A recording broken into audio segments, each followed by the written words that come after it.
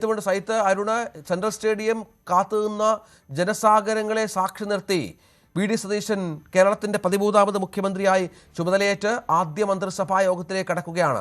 രാവിലെ മുതലുള്ള പ്രവർത്തകരുടെ നേതാക്കളുടെ ആവേശമൊന്ന് വിവരിക്കാം.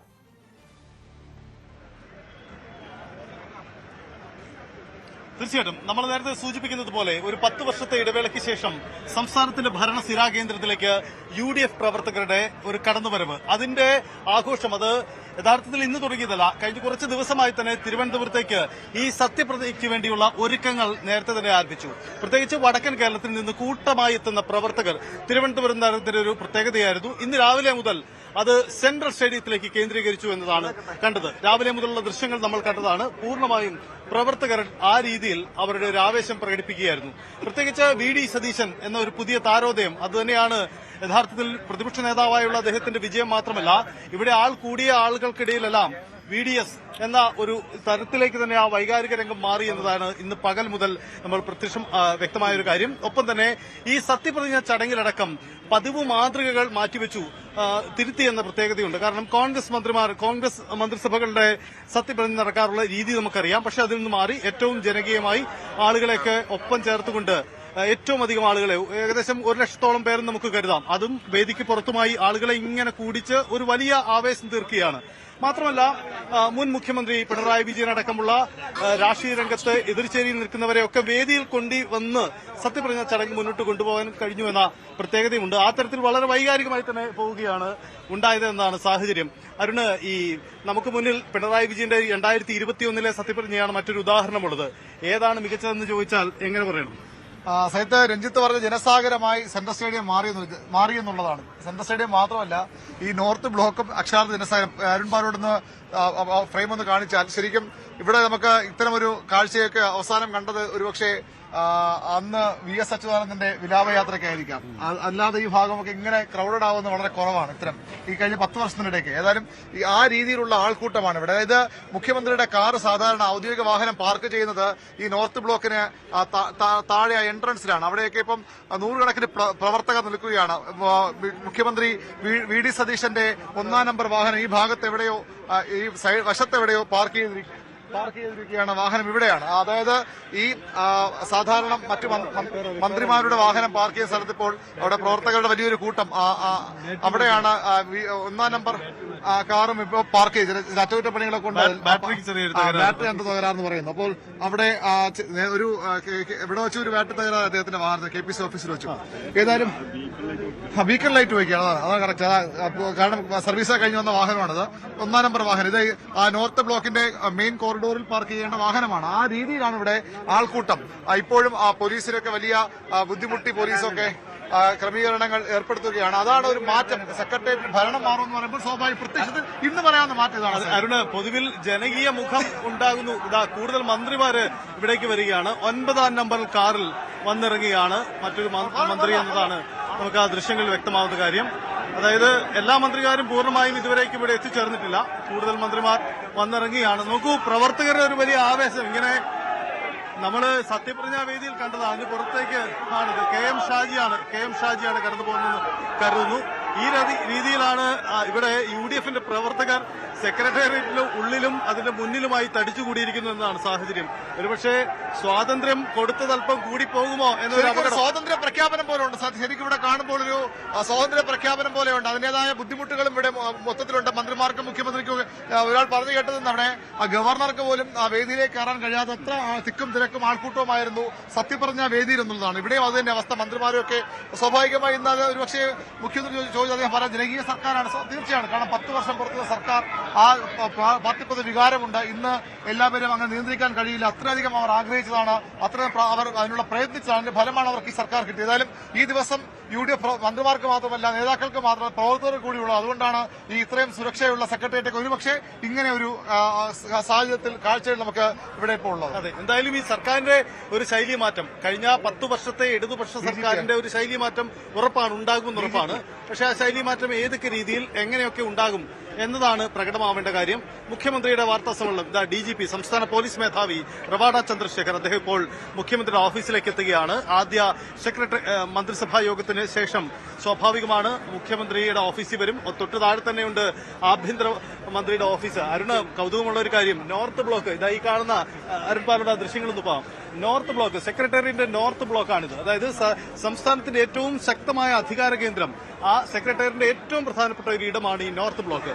നോർത്ത് ബ്ലോക്കിൽ മന്ത്രിമാരുടെ ഓഫീസ്, ഞങ്ങളുടെ ഓഫീസ് ഉണ്ടാവുക എന്നത് ഓരോ മന്ത്രിമാർക്കും അവരുടെ ഒരു ആഗ്രഹമാണ് യഥാർത്ഥത്തിൽ. കാരണം അധികാരത്തിന്റെ ഒരു ചിഹ്നമാണ് ഇവിടം.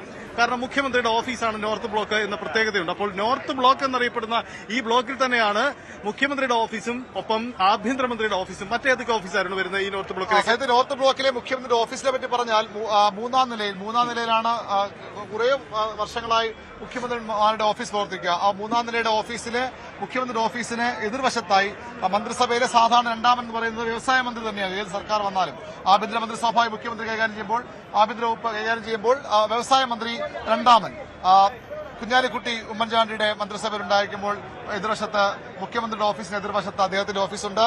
EP ജയരാജൻ പിണറായി സർക്കാരിൽ ആദ്യ പിണറായി സർക്കാർ വരുമ്പോൾ രണ്ടാം എതിർവശത്തുണ്ടായിരുന്നു. പിന്നീട് AC മൊയ്തീൻ വന്നപ്പോഴും തുടക്കകാലത്ത് മുഖ്യമന്ത്രിയുടെ ഓഫീസിന്റെ നേരെ എതിർവശത്ത് മൂന്നാം നിലയിൽ വ്യവസായ മന്ത്രിയുടെ ഓഫീസ്. പക്ഷെ പിന്നെ അതിനുശേഷം ആ ഓഫീസ് അവിടെ നിന്ന് മൂന്നാം നിലയിലെ ഓഫീസ് പതിയെ അവിടെ നിന്ന് മുഖ്യമന്ത്രിയുടെ മാത്രം ഓഫീസായ കോറിഡോർ മാറി മൂന്നാം നില പൂർണ്ണമായും പിണറായി വിജയന്റെ ഓഫീസായി മാറി.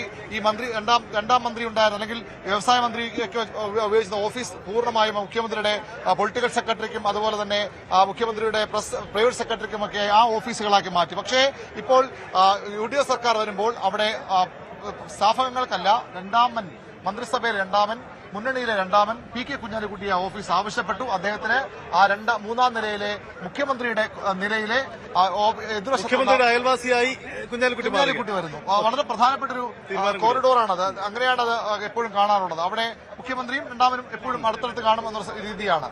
അതിനുശേഷം ഉള്ളത് രണ്ടാം നിലയിലേക്ക് ആഭ്യന്തരമന്ത്രി രമേശ് ചെന്നിത്തല വരുന്നു. അതിലും പുതുമയില്ല. കാരണം അദ്ദേഹം നേരത്തെയും ആഭ്യന്തരമന്ത്രിയായിരിക്കുമ്പോൾ ആ രണ്ടാം നിലയിൽ തന്നെയാണ് സെക്രട്ടേറിയറ്റ് നോർത്ത് ബ്ലോക്കിൽ രണ്ടാം നിലയിൽ.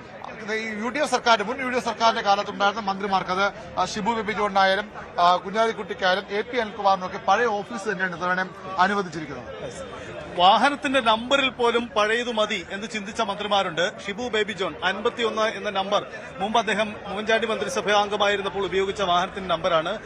ഇത്തവണയും അദ്ദേഹത്തിന്റെ മന്ത്രി കാറിന് 51 നമ്പർ തന്നെയാണ് അദ്ദേഹം ആവശ്യപ്പെട്ട് വാങ്ങിയിരിക്കുന്നത്. അങ്ങനെ അത്തരം കൗതുകങ്ങൾ പുലർത്തിയ മന്ത്രിമാരുമുണ്ട്. അപ്പോൾ എല്ലാ അർത്ഥത്തിലും ഇപ്പോൾ കോൺഗ്രസിനെ സംബന്ധിച്ച് ഈ മന്ത്രിസഭ വളരെ പ്രാധാന്യമാണ്. കാരണം മുഖ്യമന്ത്രി തൊട്ട് നിരവധി പുതുമുഖങ്ങളുടെ ഒരു നീണ്ട നിരയാണ് ഈ ലിസ്റ്റിലുള്ളത് എന്നതാണ് ഇതിന്റെ കൗതുകം. അതാണ് പ്രധാനപ്പെട്ട കാര്യം. ഇനി നമുക്ക് നേരത്തെ സൂചിപ്പിച്ച സത്യപ്രതിജ്ഞാ ചടങ്ങിലേക്ക് വരുമ്പോൾ യഥാർത്ഥത്തിൽ എല്ലാ തരത്തിലുള്ള നിയന്ത്രണങ്ങളും തകർത്തുകൊണ്ടാണ് അവിടെ ആൾക്കൂട്ടം ഉണ്ടായതെന്നാണ് വസ്തുത. കാരണം VIP-യുടെ കടന്നുവരവുകൾ പോലും സാധ്യമല്ലാത്ത രീതിയിൽ വലിയ തരത്തിലുള്ള പ്രവർത്തകരുടെ പങ്കാളിത്തമുണ്ടായി. ഞങ്ങൾക്ക് അവർക്ക് 10 വർഷത്തിന് ശേഷം കിട്ടുന്ന ഒരു ഭരണത്തിന്റെ ഒരു പ്രത്യേകത, അതിന്റെ ഒരു സ്വാതന്ത്ര്യം, അതൊക്കെയാണ് പൊതുവിൽ ആ പ്രവർത്തകരുടെ വികാരത്തിൽ കണ്ടത്. ഇനി കാത്തിരിക്കുന്നത് ആദ്യ മന്ത്രിസഭാ യോഗ തീരുമാനമാണ്. ഇതാ സെക്രട്ടേറിയറ്റിന് മുന്നിൽ, നോർത്ത് ബ്ലോക്കിന് മുന്നിൽ മന്ത്രിമാരുടെ വാഹനങ്ങൾ ഇങ്ങനെ നിരത്തിയിട്ടിരിക്കുകയാണ്. ഒരു മാസം മുമ്പ് വരെ ഇടതു മന്ത്രിമാരൊക്കെ നിയന്ത്രിച്ചിരുന്ന ഈ വാഹനങ്ങളൊക്കെ ഇനിയിപ്പോൾ മാറുന്നു എന്നതാണ്. മന്ത്രിവാഹനങ്ങളിലൊക്കെ റേഡിയോ ഘടിപ്പിക്കുകയാണ്. സ്വാഭാവികമാണ്, ഇനി അങ്ങോട്ടുള്ള യാത്രകളിൽ അത്ര വേണം. ഇതുവരെ ടൂറിസം വകുപ്പിന്റെ കൈവശം ഇരുന്ന വാഹനങ്ങളാണ്. അപ്പോൾ അറ്റകുറ്റപ്പണികളൊക്കെ നടത്തി ആ പഴയ വാഹനങ്ങൾ തന്നെയാണ് ഉപയോഗിക്കുന്നത്. അതിനുള്ള തയ്യാറെടുപ്പുകളാണ്. ഇനി അങ്ങോട്ടേക്ക് മന്ത്രിമാരുടെ യാത്രകൾ, അവരുടെ തിരക്കിട്ട യാത്രകളൊക്കെ തുടങ്ങിയാണ്. അരുണ്, ഈ മന്ത്രിമാരുടെ ആദ്യ യാത്രകൾ സ്വാഭാവികമായിട്ടും മണ്ഡലത്തിലേക്കായിരിക്കും അല്ലെ? ഇന്നത്തെ ക്യാബിനറ്റ് കഴിഞ്ഞാൽ ഇനി അവർക്ക് തലസ്ഥാനത്തെ തിരക്കിന് ശേഷം മണ്ഡലത്തിലെത്തിയ ആളുകളെ കാണാനൊക്കെ ഉണ്ടാവുമല്ലോ. ഉണ്ടാവും, തീർച്ചയായിട്ടും അങ്ങനെയുണ്ട്. ഒരു കൃത്യമായ പ്ലാനിംഗ് നടത്തുന്ന സംശയമാണ്. കാരണം ഇന്നലെ വൈകുന്നേരമാണ് ഈ മന്ത്രിമാരുടെ തീരുമാനം തന്നെ. വകുപ്പുകൾ ഇനിയും അന്തിമ രൂപമായിട്ടില്ല. ഇന്ന് വൈകുന്നേരം ഇപ്പോഴത്തെ ആദ്യ ക്യാബിനറ്റ് ശേഷം ഗവർണർക്ക് വകുപ്പുകൾ മുഖ്യമന്ത്രി കൈമാറണം. അതാണ് കീഴ്വഴക്കം. മുഖ്യമന്ത്രി വകുപ്പുകൾ കൈമാറി ഗവർണർ അത് ഗസറ്റ് നോട്ടിഫിക്കേഷനായി ഗസറ്റ് വിജ്ഞാപനം പുറത്തിറക്കുമ്പോഴാണ് മന്ത്രിമാർക്ക് വകുപ്പുകൾ കൃത്യമാകുന്നത്. ആരൊക്കെയാണ് ഇതൊക്കെ വകുപ്പുകൾ തീരുമാനിക്കാനുള്ള അധികാരം പൂർണ്ണമായും മുഖ്യമന്ത്രിക്കാണുള്ളത്. അത് വൈകുന്നേരത്തോടു കൂടി അതാകും. ഒരുപക്ഷെ വൈകുന്നേരത്തോടു കൂടി മന്ത്രിമാർ അവരുടെ മണ്ഡലങ്ങളിലേക്ക് പോകാനുള്ള സാധ്യതയാണ് ഇപ്പോൾ. മറ്റൊരു കൗതുകം കൂടിയുള്ള കാര്യം, ഈ ആദ്യ മന്ത്രിസഭാ യോഗത്തിൽ നമ്മൾ പ്രതീക്ഷിക്കുന്നത് ആശാ വർക്കർമാരുടെ അവരുടെ സമരത്തിന് സർക്കാരിന്റെ ഒരു തീരുമാനമുണ്ടാകുമെന്ന പ്രതീക്ഷയാണ്. ഇതാ നോക്കൂ, ഇതാ മതിലിനപ്പുറമാണ് ആശാപ്രവർത്തകർ അന്ന് സമരം ചെയ്തത്. അതായത് വെറും ഒരു 10-15 മീറ്റർ ദൂരം 10-20 മീറ്റർ ദൂരം മാത്രം മുഖ്യമന്ത്രിയുടെ ഓഫീസുമായി അകലം. അവിടെയാണ് അവർ സമരം ചെയ്തത്. അവർ ആ സമരം ചെയ്ത ഇടത്ത് ചെന്നാണ് അന്നത്തെ പ്രതിപക്ഷ നേതാക്കൾ വി ഡി സതീശൻ എന്ന പ്രതിപക്ഷ നേതാവും മറ്റുള്ള നേതാക്കളും ഒക്കെ ഉറപ്പ് കൊടുത്തത് നിങ്ങളുടെ വേതനം ആദ്യ യോഗത്തിൽ കൂട്ടുമെന്ന്. ഒടുവിൽ അത് സംഭവിച്ചിരിക്കുന്നു. ഇത് ആദ്യ യോഗം ചേർന്നുകൊണ്ടിരിക്കുകയാണ്. ഇനിയുള്ള മിനിറ്റുകളിൽ എന്ത് തീരുമാനം പ്രഖ്യാപിക്കപ്പെടുമെന്നതാണ്. ഒരുപക്ഷെ അവർ പ്രതീക്ഷിച്ച ഒരു തീരുമാനം, ഒരു വലിയ വർധനവുണ്ടായെങ്കിൽ ഒരു ആഹ്ലാദ പ്രകടനമൊക്കെ ഉണ്ടായേക്കാം. അവർ കൊടുത്ത ഉറപ്പ് പാലിക്കപ്പെടുമെന്ന ഒരു പ്രഖ്യാപനമൊക്കെ ഉണ്ടായേക്കാം. അതിന്റെ ഒരു കാത്തിരിപ്പുണ്ട്. ഒപ്പം ഈ സർക്കാർ പ്രതിപക്ഷം മുന്നോട്ട് വെച്ച ഇന്ദിരാ ഗ്യാരണ്ടിയൊക്കെ ഏത് രീതിയിൽ നടപ്പിലാക്കി മുന്നോട്ട് പോകാനുള്ള ഒരു ആക്ഷൻ പ്ലാൻ എന്തെങ്കിലും ഉണ്ടോ എന്ന കാര്യം കൂടിയുണ്ട്. അതുണ്ടാവാം. ഒപ്പം തന്നെ മുൻ സർക്കാരിന്റെ തീരുമാനങ്ങളിലെ എന്തെങ്കിലും പരിശോധന സംബന്ധിച്ച് ഒരു സമിതിയെ നിശ്ചയിക്കൽ പോലെയുള്ള തീരുമാനങ്ങൾ ഉണ്ടാകുമോ? ഇങ്ങനെയുള്ള കാര്യങ്ങളൊക്കെ പ്രതീക്ഷിക്കപ്പെടുന്ന ഏറെ വിസ്മയങ്ങൾക്ക് കാത്തിരിക്കാൻ ഇന്നലെയും വി ഡി സതീശൻ പറഞ്ഞു. അദ്ദേഹം തെരഞ്ഞെടുപ്പ് കാത്തിരുതലും പറഞ്ഞ വിസ്മയങ്ങൾക്ക് കാത്തിരിക്കണമെന്ന്. ഇന്നലെ വാർത്താ സമ്മേളനം ചോദിക്കുമ്പോഴും വിസ്മയങ്ങൾ ഉണ്ട് കാത്തിരിക്കാൻ. അതായത് വാർത്ത ഈ മന്ത്രിസഭാ യോഗത്തിനും ശേഷവും ഒരു വിസ്മയം ഒന്നോ രണ്ടോ വിസ്മയം, പല വിസ്മയങ്ങൾ പക്ഷേ അദ്ദേഹം കാത്തുവച്ചിരിക്കാം. ഏതായാലും ഇവിടെ വീണ്ടും മഴ ശക്തമാവുകയാണ്. പക്ഷേ ആൾക്കൂട്ടം പിരിഞ്ഞു പോകുന്നില്ല. നമുക്ക് ഏതെങ്കിലും ഒരു നനയാത്ത സ്ഥലത്തേക്ക് മാറേണ്ടി വരും. പക്ഷേ ആൾക്കൂട്ടം അതേപോലെ ഈ മുഖ്യമന്ത്രിയുടെ വാഹനം പാർക്ക് ചെയ്യുന്ന കോറിഡോറിലടക്കം വലിയ ആൾക്കൂട്ടം ഇപ്പോഴും നിൽക്കുന്നുണ്ട്. UDF പ്രവർത്തകരാണ്, കോൺഗ്രസ് പ്രവർത്തകരാണ്. അവർ അക്ഷരാർത്ഥത്തിൽ ആഘോഷിക്കുകയാണ് ഈ ഇങ്ങനൊരു തിരിച്ചുവരവ്. അവർ ഏറെ ആഗ്രഹിച്ച, ഏറെ കൊതിച്ച ഒരു തിരിച്ചുവരവ് സർക്കാരുണ്ടാകുമ്പോൾ പ്രവർത്തകർ അത് ആവേശപൂർവ്വം ഏറ്റെടുക്കുകയല്ലേ സാർ? യെസ്, അതാണ് സാഹചര്യം. എന്തായാലും കനത്ത മഴയുണ്ട്. ഇപ്പോൾ ഇടയ്ക്കൊന്ന് മഴ പെയ്ത് മാറിയതാണ്. ഇതാ മന്ത്രിസഭായോഗം നടക്കുന്നു. മറ്റൊരു വശത്ത് നല്ല മഴ അനുഭവപ്പെടുന്നു. എന്തായാലും ആദ്യ സർക്കാരിന്റെ തുടക്കം എങ്ങനെയെന്നത് പ്രധാനപ്പെട്ട തീരുമാനങ്ങളാണ്. നമുക്കറിയാം, ഏത് സർക്കാരും അതിന്റെ ആദ്യ തീരുമാനങ്ങൾ എപ്പോഴും ശ്രദ്ധിക്കപ്പെടും. ആ ശ്രദ്ധിക്കപ്പെടുന്ന തീരുമാനങ്ങൾ എന്തൊക്കെയാണ് വി ഡി സതീശൻ സർക്കാർ എടുക്കാൻ പോകുന്നത് എന്നതാണ്. തൽക്കാലം അവരത് പുറത്തുവിട്ടിട്ടില്ല, സസ്പെൻസ് ആക്കി വെച്ചിരിക്കുകയാണ്. എന്തായാലും ആ തീരുമാനങ്ങൾ നമുക്കറിയാൻ കഴിയും. അല്പസമയത്തിനുള്ളിൽ ക്യാബിനറ്റ് യോഗത്തിന് ശേഷം മുഖ്യമന്ത്രി മാധ്യമങ്ങളെ കാണും. മുഖ്യമന്ത്രി വി ഡി സതീശൻ മാധ്യമങ്ങളെ കാണും. നോർത്ത് ബ്ലോക്കിൽ പ്രസ് റൂമിൽ, മീഡിയ റൂമിൽ മുഖ്യമന്ത്രി മാധ്യമങ്ങളെ കാണും. വാർത്താ സമ്മേളനത്തിൻ്റെ വിശദാംശങ്ങൾ പങ്കുവെക്കും. മന്ത്രിസഭാ യോഗത്തിൻ്റെ വിശദാംശങ്ങൾ വാർത്താ സമ്മേളനത്തിലൂടെ പങ്കുവെക്കും എന്നുള്ളതാണ്. ഏതായാലും വളരെ നാളുകൾക്ക് ശേഷമാണ് ഒരു മുഖ്യമന്ത്രി ക്യാബിനറ്റ് ബ്രീഫിംഗ് നടത്തുന്നത് എന്നുള്ളതും ഇന്നത്തെ പ്രത്യേകതയായി കാണണം. ക്യാബിനറ്റ് ബ്രീഫിംഗ് ഉണ്ടായിരുന്നില്ല. മാധ്യമങ്ങളെ അകറ്റുനിർത്തുന്ന സമീപനമായിരുന്നു മുൻ മുഖ്യമന്ത്രി പിണറായി വിജയൻ ഉണ്ടായിരുന്നത്. ഇപ്പോൾ പൂർണ്ണമായും മഴയിൽ കുതിർന്നിരിക്കുകയാണ് തിരുവനന്തപുരം തലസ്ഥാനം, സെക്രട്ടേറിയറ്റും പരിസരവും എന്നുള്ളതും പ്രധാനപ്പെട്ട ഒന്നാണ്. എല്ലാ മന്ത്രിമാരും സന്നിഹിതരാണ്. മന്ത്രിസഭായോഗം ആരംഭിച്ചു കഴിഞ്ഞു എന്നാണ് മനസ്സിലാക്കേണ്ടത്. അല്പസമയത്തിനകം മന്ത്രിസഭായോഗം അവസാനിച്ചിട്ട് മുഖ്യമന്ത്രിയുടെ വാർത്താ സമ്മേളനം ഉണ്ടാകും എന്നും കരുതാം. കൂടുതൽ വാർത്തകൾക്ക് news 18 Keralam YouTube channel subscribe ചെയ്യുക.